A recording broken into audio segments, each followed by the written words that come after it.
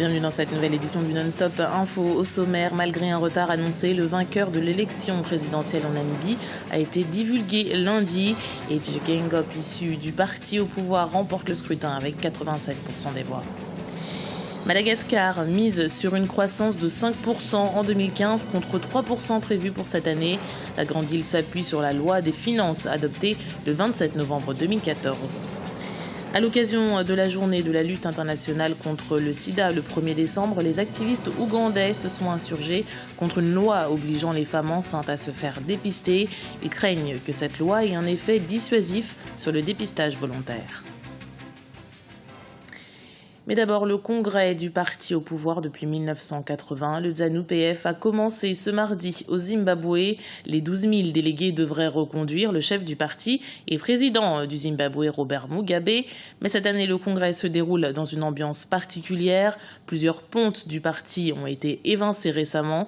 La vice-présidente Joyce Mujuru a été accusée de pactiser avec les Occidentaux et l'ancien leader des vétérans de la lutte pour l'indépendance, Jabulani Sibanda, a été arrêté vendredi dans la ville du sud de Bulawayo. Le résultat de l'élection présidentielle en Namibie est connu depuis ce lundi. C'est le candidat du parti au pouvoir, Edge Gengop, qui remporte le scrutin avec 87% des voix.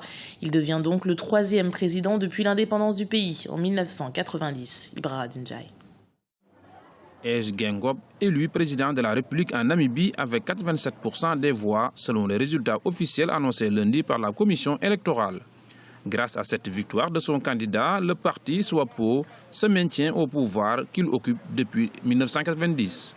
Le score réalisé par Edge Gengop, le candidat de la SWAPO, est un score qui se justifie par rapport à la situation de la Namibie parce que depuis l'indépendance, vous savez bien que la SWAPO a combattu pour l'indépendance et aujourd'hui, il n'y a pas d'opposition qui est valable, qui arrive à contrebalancer le poids de SWAPO et l'ancrage au niveau local de la population namibienne est déjà là et donc il y a un autre opposant qui a su contrebalancer, proposer un autre projet. Ceci explique le score de ce candidat et aussi on doit reconnaître que même l'opposant, il a perdu par rapport à ce qu'il avait fait avant. Le parti SWAPO a également remporté les élections législatives avec une majorité de 80% des 96 sièges du Parlement. C'est surtout une bonne chose et éventuellement une bonne politique appliquée par la SWAPO durant son pouvoir sur la Namibie. Son bilan est positif, il a su fédérer la masse et il a su déjà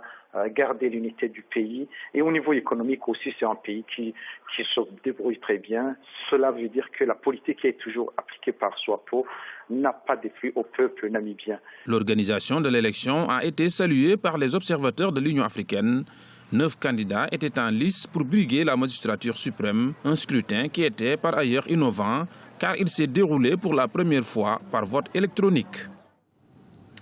Au Nigeria, la ville de Damaturu sous couvre-feu depuis l'attaque de Boko Haram lundi. Cette ville du nord du pays avait été meurtrie par une attaque de la secte islamiste. Le bilan provisoire fait état d'au moins 59 morts. Provisoire car d'après les témoins, les membres de Boko Haram auraient emmené des victimes avec eux. Le gouvernement a demandé aux habitants de rester chez eux pour que la traque des terroristes se poursuive.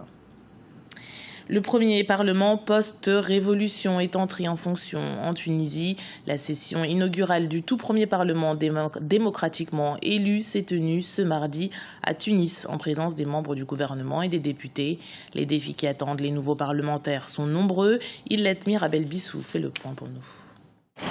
Annoncé le 25 novembre dernier par le président de l'Assemblée constituante, la première session inaugurale du Parlement en Tunisie a eu lieu ce mardi 2 décembre. Cette session inaugurale, boycottée par le président sortant Moncef Marzouki, a vu la présence de plusieurs acteurs politiques. Premier Parlement du pays démocratiquement élu après le printemps tunisien, les défis à relever par cette nouvelle institution sont énormes. Les défis sont nombreux. Disons qu'aujourd'hui, les Tunisiens nous demandent avant tout de leur assurer leur sécurité. Ils nous demandent aussi que en tant qu'élus, nous soyons leur porte-parole auprès du gouvernement afin qu'ils prennent des dispositions pour rendre les prix plus abordables parce qu'aujourd'hui, les Tunisiens n'arrivent plus à subvenir, une grande partie des Tunisiens n'arrivent pas à subvenir à leurs besoins, aux besoins de leurs enfants. L'Assemblée constituante, dominée par les islamistes des Nahda, avait été élue en octobre 2011 pour rédiger une nouvelle constitution après la révolution qui avait renversé le pouvoir de Ben Ali. Le nouveau parlement tunisien, élu le 26 octobre dernier, est dominé par les séculiers du parti Nida Tounes. Donc aujourd'hui, on peut dire que la Tunisie, pour la première fois depuis l'indépendance, a une assemblée plurielle et démocratique, et j'espère qu'elle sera à la hauteur des attentes des Tunisiens et des Tunisiennes qui ont bien le droit d'être exigeants après tant d'années d'abord de répression, mais aussi après 3 années d'instabilité et de problèmes de tout ordre.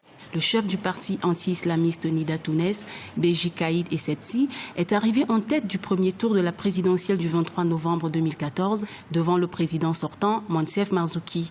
Le nouveau parlement démocratiquement élu ouvre une nouvelle page de son histoire après 3 années d'antagonisme marquées par l'adoption de la constitution tunisienne.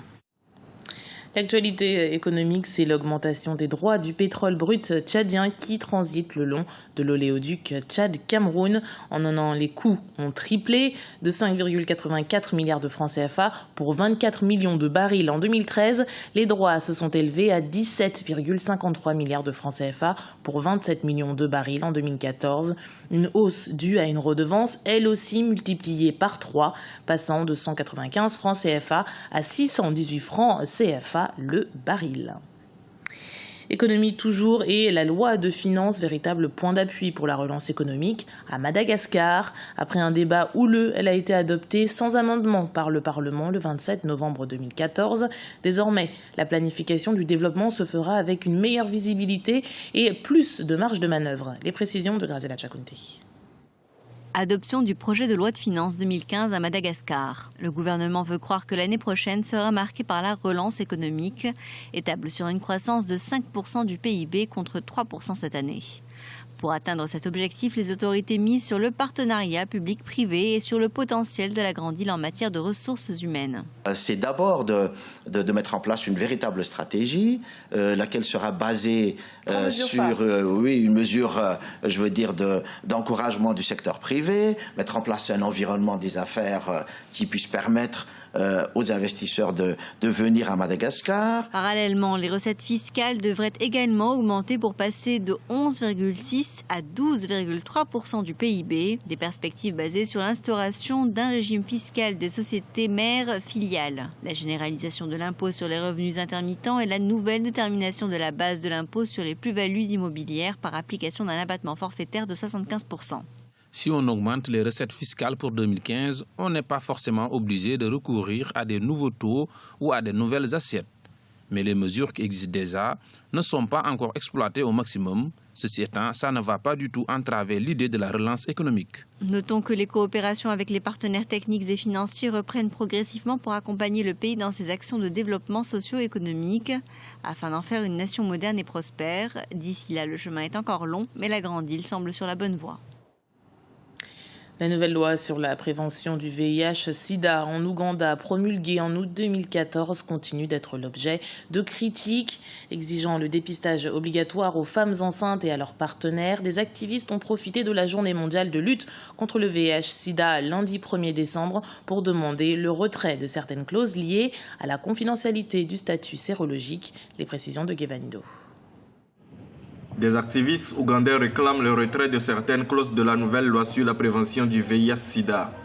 À l'occasion de la célébration de la journée mondiale de lutte contre cette pandémie, des défenseurs des droits humains se sont insurgés contre cette mesure qui oblige les femmes enceintes à se faire dépister avec leurs partenaires.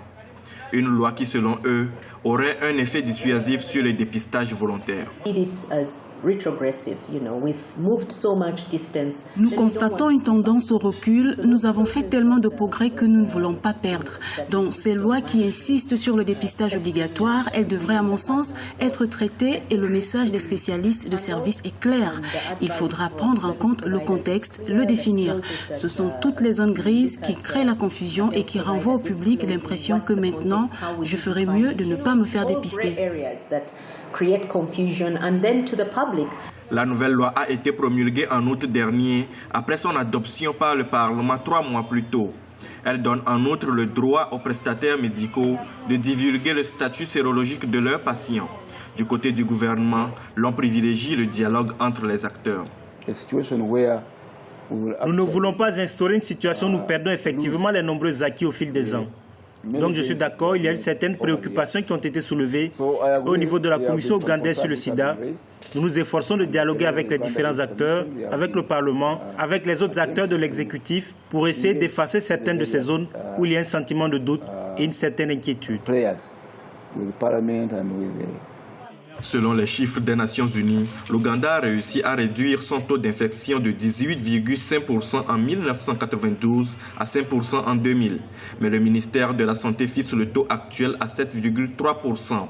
Un chiffre qui inquiète les organisations de lutte contre le sida. Pour elles, si les clauses de la nouvelle loi ne sont pas revues, cela pourrait encourager la stigmatisation et décourager plus de gens à se faire dépister et traiter. C'était le journal de la rédaction. Merci de l'avoir suivi. Retrouvez dans un instant une nouvelle édition du Non-Stop Info sur Africa 24.